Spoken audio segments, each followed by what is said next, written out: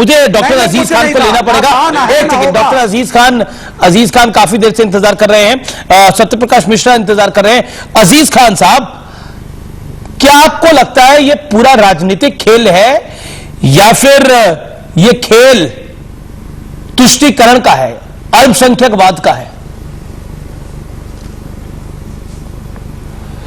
देखिए अमीज भाई, 20 करोड़ मुसलमानों के नाम से 120 करोड़ हमारे हिंदू भाइयों को किस कदर डराने की कोशिश की जा रही है, कैसे नैरेटिव सेट किया जा रहा है, कैसे गोल पोस्ट चेंज किया जा रहा है।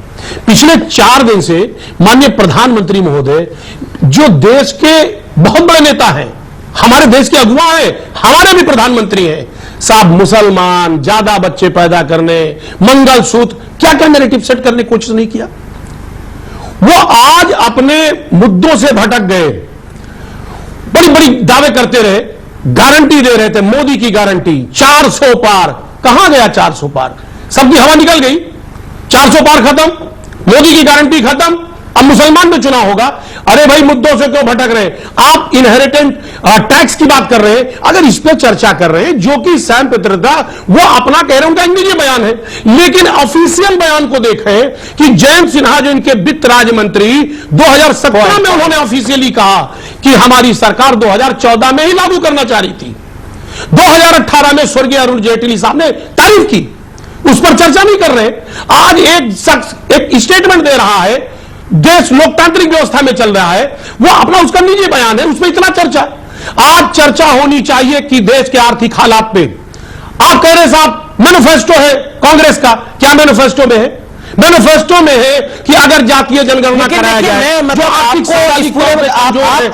सरकार मदद करे। किसी भी लाइन के दोषी नहीं है ये, जिसे कहते हैं ना सैम पित्रोदा जबरदस्ती आप पे तो आके चिपक गए हैं, मतलब आपका तो कोई लेना देना नहीं है सैम पित्रोदा के साथ। अरे सर सुन तो लेना देना है।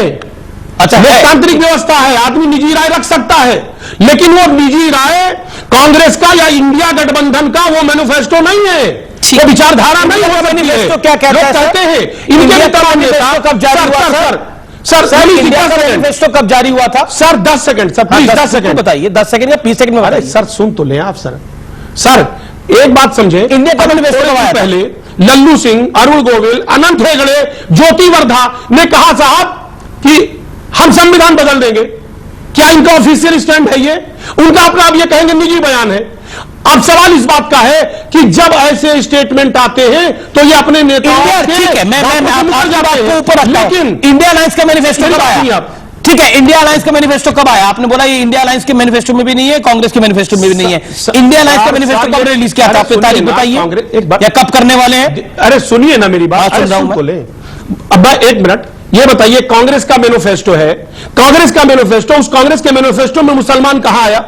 उसमें आप दिखाइए, अपने चैनल पे चलाइए कि मुसलमानों में बांट दिया जाएगा, मंगलसूत्र छीन लिया जाएगा, मुसलमानों में सारी चीजें डिस्ट्रीब्यूट कर, कहां आया? जरा दिखाइए, लाइन में चलाइए। जिस तरह नैरेटिव सेट करने का प्रयास किया जा रहा है, दुखद है। ये नैरेटिव सेट हो रहा है, इंडियन नैरेटिव सेट कर रहा है, इस तरीके का स्टेटमेंट कर रहे हैं, वाकई में दुखद है। 400 मुसलमान के अलावा डॉक्टर अजीज खान पढ़े लिखे व्यक्ति हैं आप, ओके। अखिलेश यादव कन्नौज से लड़ना लगभग तो उनका तय है, लेकिन सुब्रत पाठक का एक बहुत बड़ा पॉलिटिकल स्टेटमेंट आया है।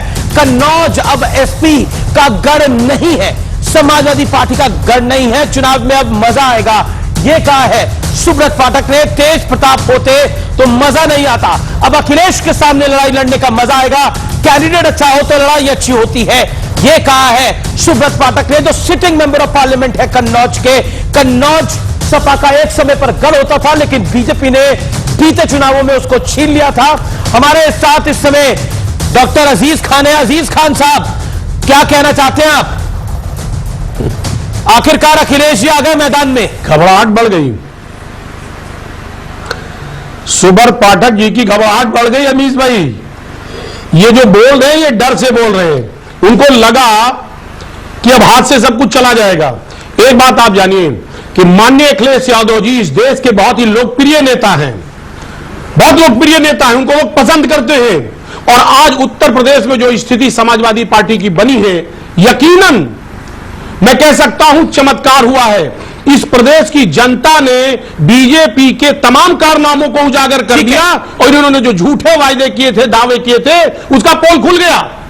आज जनता त्रस्त है, नाराज है, उसको ये लग रहा है कि अब मुझे बदलाव करना है और इस बदलाव की लहर में हमारे नेता कन्नौज ये जो आप रोड शो देख रहे हैं, ये भोपाल का रोड शो है, आइए ऐतिहासिक रोड शो हो रहा है। पहले आचार्य प्रमोद कृष्णम ने भी ट्वीट करा है कि आप संपत्ति तो छीनकर घुसपैठियों को दे सकते हैं, लेकिन ऋषि मुनियों की तपस्या कैसे देंगी? अभी कुछ देर पहले का ट्वीट है। देखिए अमीश भाई, मैं वही बात कह रहा हूं कि कुछ बचा नहीं है। अब इनके पास बताने के लिए कुछ नहीं बचा। हिंदू मुसलमान, अभी पाकिस्तान की भी एंट्री होने वाली है, जल्द एंट्री पाकिस्तान और जिन्ना का भी होगा।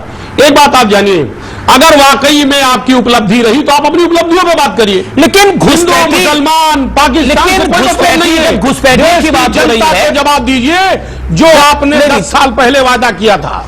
लेकिन यूसीसी को चिदम्बरम कह रहे हैं यूसीसी आएगा तो हम यूसीसी को हम रद्द करेंगे अगर हमारी सरकार आएगी।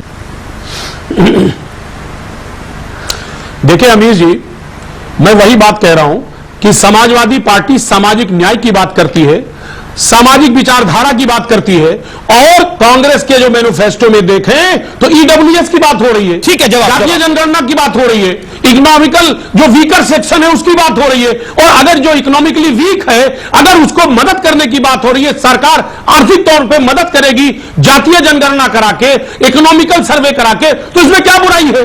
इस देश में जो दलित, गरीब, शोषित, वंचित समाज है, अगर उसको मदद करने की बात कही जा रही है आपने बोला मैनिफेस्टो में, तो ये तो सर्वे होगा, करना चाहिए। ये संपत्तियों के सर्वे में क्या वक्फ बोर्ड भी आएगा? अजीज खान साहब क्लैरिफाई कर दीजिए, हो सकता है आए, क्योंकि रेलवे और आर्मी के बाद सबसे ज्यादा जमीन पे वक्फ बोर्ड के पास ही है। अरे सर सुनिए ना। हाँ जी सर, मैं वही कह रहा था। अरे सुनिए ना अमीश भाई, माननीय मोदी जी को प्राइम मिनिस्टर किसने बनाया?